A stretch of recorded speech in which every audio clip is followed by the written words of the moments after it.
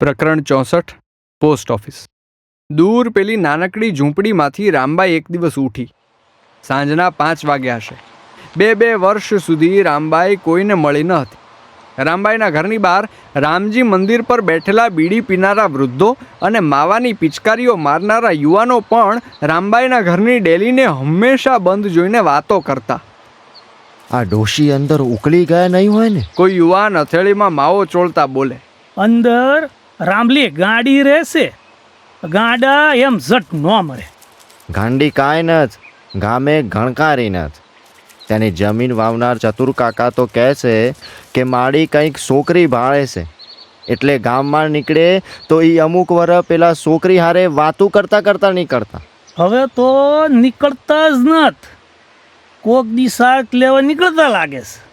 ચતુર કાકા કહેતા હતા કે માડી આજકાલ ભણવા બેઠા છે, ઘરમાં સોપડિયું પડ્યું હોય છે, કાં તો તેને એકલા ફટકી ગયું છે અને કાં તો માડી કાંઈક ભાળી ગયા છે. માડીને ત્યાં ઉનાળામાં એક છોકરો આવતો સરમભડાથી, તેની બેનના દીકરાનો દીકરો, એ 2 વર્ષથી આવ્યો નથી, એ પાક્કું.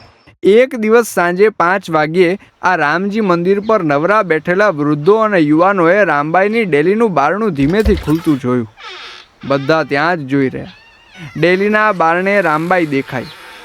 આછો લીલો સાડલો, કરચલી ભર્યા હાથ, જેમાં પડેલા ત્રાજવા અને ચિત્રો આકાર બદલીને માત્ર લીલા દાગ બની ગયા હતા. કાનમાં બુટ્ટી વિના મોટા કાણા અને લટકતી ચામડી, ગાયના દૂધમાંથી છાશ વલોવીને ઉપર તરતા આછા પીળા માખણ જેવો ચહેરો, માથે સફેદ વાળ, પાછળ નાનકડી અંબોડી, હાંફતું થાકેલું શરીર, હાથમાં એક થેલી, પગમાં સફેદ ચંપલ, પગને તળિયે વાઢિયા, થોડું જાડું હાંફતું શરીર. બધા ડેલીને પકડીને બહાર નીકળતી રામબાઈને જોઈ રહ્યા.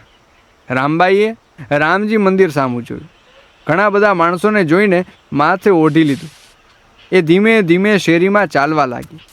20મી સદી આથમી ચૂકી હતી. 2000નું વર્ષ ચાલતું હતું. 70 વર્ષની રામબાઈ વીરજીના ગયા પછીના છેલ્લા 17 વર્ષમાં જાણે 2 ગણી વૃદ્ધ થઈ ગઈ હતી. આ ડેલીની અંદર ઊભેલા મકાનમાં સમય સ્થિર થઈ ગયો હતો.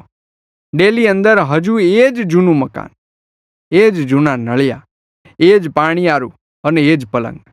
ડેલીની અંદર બધું જ સ્થિર થીજી ગયેલું હતું. માત્ર 2 બદલાવ સતત આવી રહ્યા હતા.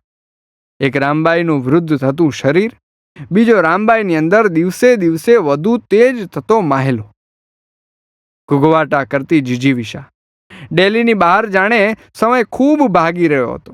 રસ્તા પર વાહનો નવા આવી રહ્યા હતા. સાયકલની જગ્યાએ અવનવી મોટરસાયકલ હતી. સુરતથી કમાઈને આવનારા ગામના છોકરા મોંઘી કાર લઈને નીકળતા હતા. ગામમાં કાર લઈને નીકળતી સમયે કારની બારી ખુલ્લી રાખતા, જેથી ગામને દેખાય કે માણસ કેટલો મોટો થઈ ગયો છે.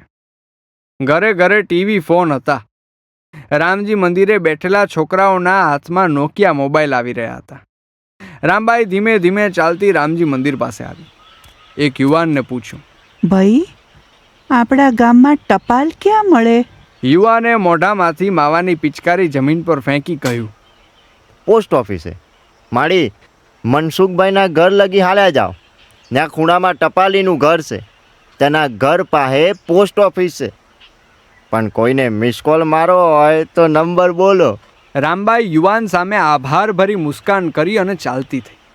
ચાલતા ચાલતા પોતાની થેલીમાં 10 રૂપિયાની નોટ હતી એ તપાસ કરી. રસ્તામાં થોડે આગળ એક છાપાનું પાનું હવામાં ઉડતું રામબાઈના પગ પાસે પડ્યું.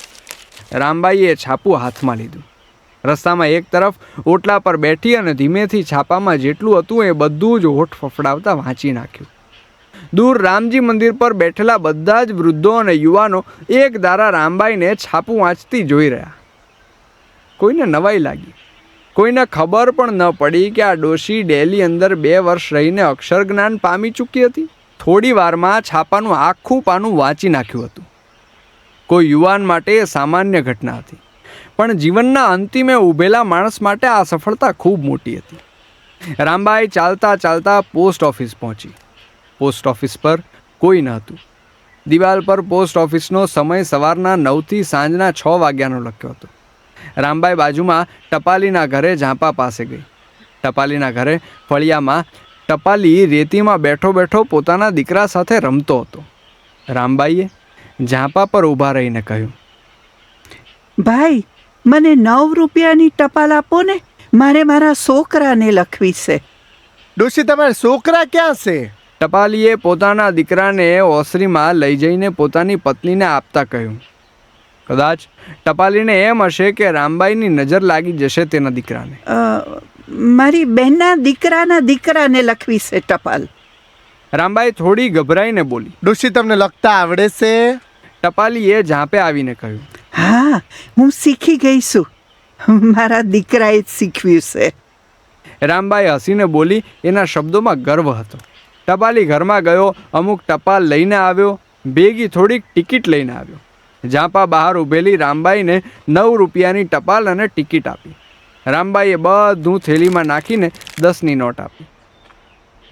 આ 1 રૂપિયો વધે છે ને, એની ટપાલ લઈ લો. ટપાલીએ કહ્યું, ના, મારે ટપાલ લખવા બોલપેન લેવી છે. રામબાઈ હરખાઈને બોલી. ડોશી, તમે આ ગઈઢપણમાં ખરા ખેલ કરો છો હો. હવે ટપાલ લખવી જ છે તો યાદ રાખજો કે ટિકિટ લગાડવી પડે. ખેતરમાં લીમડો હોય ને આ થડ પાસે ગુંદર હશે, એ ગુંદર લઈને ટપાલ ઉપર ટિકિટ લગાડવી પડે. ટિકિટ લગાડીને પછી ગામને પાદર એક ટપાલ પેટી છે એમાં નાખી દેજો. રામબાઈ સમજી ગઈ. એ ટપાલ લઈને ચાલતી થઈ. ટપાલી તેની સામું જોતો રહ્યો. તેને એમ હતું કે આ રામલી ગાંડી છે. રસ્તામાંથી એક દુકાનેથી રામબાઈએ 1 રૂપિયાની બોલપેન પણ લીધી. સાંજે અંધારું થયું ત્યારે તે ઘરે પહોંચી. ટપાલને ખાટલા પર મૂકીને પહેલાં તેણે ખીચડી મૂકી. સાંજે ખીચડી ખાઈને તેણે ઓરડીમાં લેમ્પ ચાલુ કર્યો. લેમ્પના પીળા પ્રકાશમાં તેણે ટપાલને જમીન પર મૂકીને બેઠા બેઠા લખવાનું ચાલુ કર્યું. મારા દીકરા, કેમ છો? હું તને યાદ કરું છું રોજ. દેવોડીએ તને યાદ કરે છે. તું મળવા આવ ને બટા. હું લખતા શીખી ગઈ છું. ધોરણ 3 અને 4ની સોપડિયું શીખી લીધી છે. તું બહુ યાદ આવે છે. વીરજી યાદ આવે છે. કોક દી એકલું લાગે છે. આવ, તારી પાસે વાર્તા સાંભળવી છે. જગત જાણવું છે તારી પાસે. આ ટપાલ પૂગી ગઈ તો ભયો. ટપાલ નાની છે ને વાતું ઝાઝી લખવી છે. તને હું યાદ આવું છું? જો તને હું યાદ હોઉં તો પછી આખી મને દુનિયા ભૂલી જાય તો એ મારે હાલે. જીવજે. રામબાઈ, હામાપુરથી.